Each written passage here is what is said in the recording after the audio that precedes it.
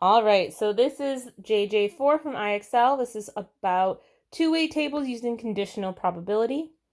Elise is an aspiring meteorologist. She spent the last few weekends studying the clouds.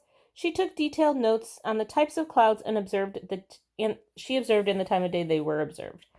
So what's the probability that a selected cloud was observed in the afternoon, given that the cloud was marked as stratocumulus? So when it says given, you want to only look at those ones. So we are only going to be looking at the ones that are stratocumulus. So we don't even want this number at all. Okay?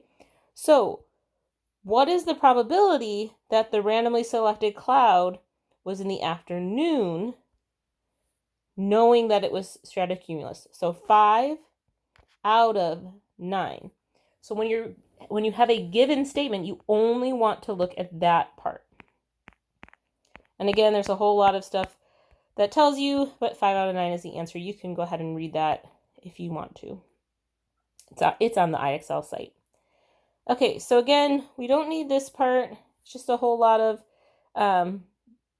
context that you don't need, but if you're confused on what the question's asking, you can go back and read it.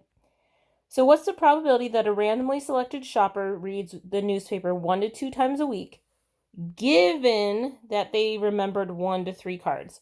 So you know for a fact that they remembered 1 to 3 cards. So you don't want to look at this part at all. Okay.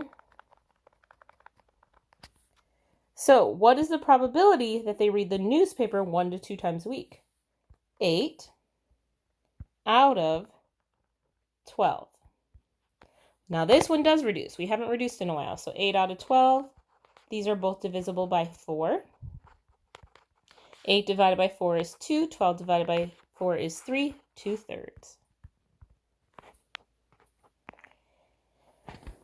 What is the probability that a randomly selected bow tie is shaped like a butterfly, given that the bow tie is made out of suede? So you want it to be suede.